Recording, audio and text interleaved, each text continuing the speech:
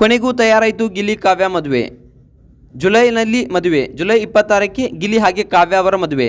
ಮನೆಯಲ್ಲಿ ಕೂತುಕೊಂಡು ಸಂಬಂಧವನ್ನು ಮಾತನಾಡಿದ್ದಾರೆ. ಗಿಲ್ಲಿ ಮನೆಯವರಿಗೂ ಒಪ್ಪಿಗೆ, ಹಾಗೆ ಕಾವ್ಯ ಶೈವ ಅವರ ಮನೆಗೂ ಒಪ್ಪಿಗೆ.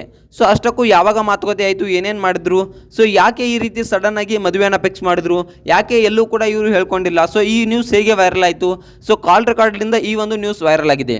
ಗಿಲ್ಲಿ ಹಾಗೆ ಕಾವ್ಯ ಮಾತನಾಡಿದ ಕಾಲ್ ರೆಕಾರ್ಡ್ನಿಂದ ಈ ಒಂದು ನ್ಯೂಸ್ ವೈರಲ್ ಆಗಿದೆ. ಸೊ ಇದ್ರ ಬಗ್ಗೆ ಸಂಪೂರ್ಣವಾದ ಮಾಹಿತಿಯನ್ನು ಈ ಒಂದು ವಿಡಿಯೋದಲ್ಲಿ ನಾನು ನಿಮಗೆ ತಿಳಿಸ್ತಾ ಹೋಗ್ತೀನಿ.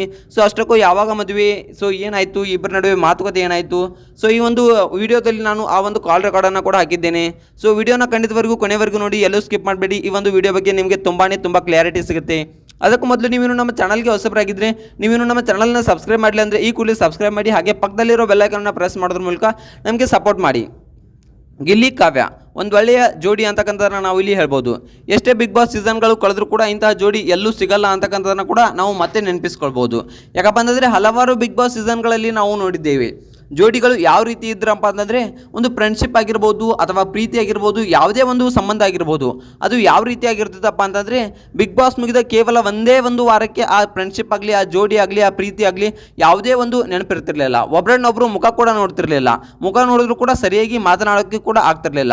ಸೊ ಅಂತಹ ಒಂದು ಫ್ರೆಂಡ್ಶಿಪ್ ಆಗಲಿ, ಪ್ರೀತಿ ಆಗಲಿ ಬಿಗ್ ಬಾಸ್ನಲ್ಲಿ ಬೆಳೀತಾ ಬರ್ತಿತ್ತು. ನಾವು ಹಲವಾರು ಒಂದು ಬಿಗ್ ಬಾಸ್ ಮೇಲಲ್ಲಿ ಸಂಬಂಧಗಳನ್ನು ನೋಡಿದ್ದೇವೆ. ಈಗ ಚಂದನ್ ಶೆಟ್ಟಿ ನಿವೇದಿತಾ ಆಗಿರ್ಬೋದು, ಇವರು ಕೂಡ ಒಂದು ಮದುವೆಯಾಗಿ ಡಿವೋರ್ಸನ್ನು ಮಾಡ್ಕೊಂಡ್ರು. ಅದಾದ ನಂತರ ನೋಡಬೇಕಾದ್ರೆ ಒಂದು ಈಗ ಕಾರ್ತಿಕ್ ಆಗಿರ್ಬೋದು, ಸೊ ಕಾರ್ತಿಕ್ ಸಂಗೀತ ಜೋಡಿ ಕೂಡ ಮೊಟ್ಟ ಮೊದಲನೇದಾಗಿದ್ದರು. ಸೊ ಈಗ ಒಬ್ರಿಗೊಬ್ರು ಯಾರು ಅನ್ನೋ ರೀತಿಯಲ್ಲಿ ಒಂದು ಜೀವನವನ್ನು ನಡೆಸ್ತಾ ಇದ್ದಾರೆ. ಸೊ ಈ ರೀತಿಯಾದ ಒಂದು ಜೋಡಿಗಳನ್ನು ನಾವು ನೋಡಿದ್ದೇವೆ.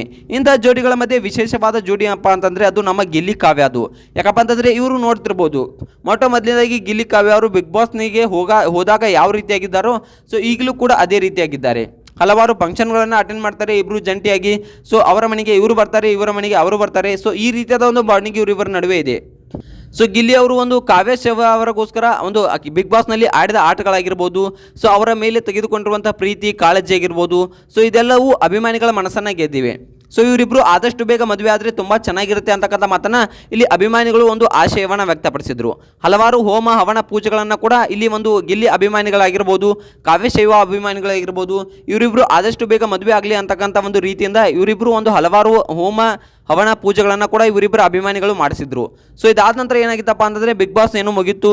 ಸೊ ಒಂದು ಗಿಲ್ಲಿ ಅವರು ಒಂದು ಗೆದ್ದರು. ಅದಾದ ನಂತರ ಒಂದು ಕಾವ್ಯ ಶೈವ ಅವರು ನಿನ್ನ ಪರಿಶ್ರಮಕ್ಕೆ ನೀನು ತಕ್ಕ ಒಂದು ಉತ್ತರವನ್ನು ಪಡೆದಿದ್ದೀಯ ಅಂತಕ್ಕಂಥದ್ರಿಂದ ಒಂದು ಪೋಸ್ಟನ್ನು ಕೂಡ ಹಾಕಿದ್ರು.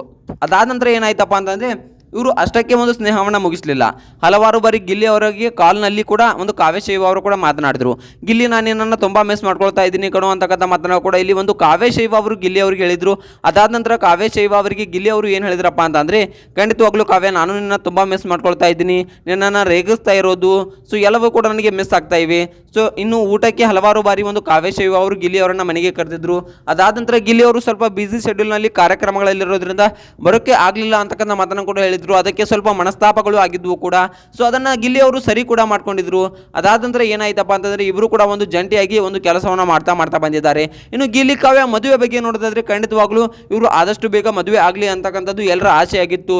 ಸೊ ಇವರಿಬ್ಬರು ಹೇಳೋದು ನೋಡಿದ್ರೆ ಇವರಿಬ್ಬರು ಒಂದು ಇಂಟರ್ವ್ಯೂನಲ್ಲಿ ಹೇಳಿದ್ದಾರೆ ಯಾವುದೇ ರೀತಿಯ ಮದುವೆ ಬಗ್ಗೆ ಒಂದು ಮಾತುಕತೆಯನ್ನು ಬಿಚ್ಚಿಟ್ಟಿಲ್ಲ. ಸೊ ಇಬ್ಬರು ಕೂಡ ಆದಷ್ಟು ಬೇಗ ಮದುವೆ ಆಗ್ತೀನಿ ಅಂತಕ್ಕಂಥ ಮಾತನ್ನು ಕೂಡ ಹೇಳಿದ್ದಾರೆ. ಸೊ ಇಬ್ಬರು ಯಾವ ರೀತಿಯಾಗಿ ಹೇಳಿದಾರೆಪ್ಪ ಅಂತಂದರೆ ನಾನು ಗೋಲ್ಸ್ ಮೇಲೆ ಫೋಕಸ್ ಮಾಡಬೇಕು, ಅದಾದ್ಮೇಲೆ ಮದುವೆ ಅಂತಕ್ಕಂಥ ಮಾತನ್ನು ಇಬ್ಬರು ಕೂಡ ಹೇಳಿದ್ದಾರೆ. ಇಬ್ರು ಹೇಳಿಕೆ ಕೊಟ್ಟಿರೋದು ನೋಡ್ರಿ, ಇಬ್ರು ಒಂದೇ ರೀತಿಯಾಗಿ ಹೇಳಿಕೆಯನ್ನು ಕೊಟ್ಟಿದ್ದಾರೆ. ಸೊ ಇಬ್ರು ಆಲ್ಮೋಸ್ಟ್ ಮದುವೆ ಫಿಕ್ಸ್ ಆಗಿದೆ, ಇಬ್ರು ಕೂಡ ಒಪ್ಪಿಕೊಂಡಿದ್ದಾರೆ, ಇಬ್ಬರ ಮನೆಯಲ್ಲಿ ಕೂಡ ಒಪ್ಪಿಕೊಂಡಿದ್ದಾರೆ ಅನಿಸುತ್ತೆ. ಸೊ ಇದ್ರ ಬಗ್ಗೆ ನಿಮ್ಗೆ ಏನು ಅನಿಸುತ್ತೆ ಅನ್ನೋದನ್ನ ಕಮೆಂಟ್ ಮಾಡಿ. ಇವರಿಬ್ರು ಮದುವೆ ಆಗಬೇಕಾ ಅಥವಾ ಆಗಬಾರ್ದಾ ಅನ್ನೋದನ್ನ ಕೂಡ ಕಮೆಂಟ್ ಮಾಡಿ.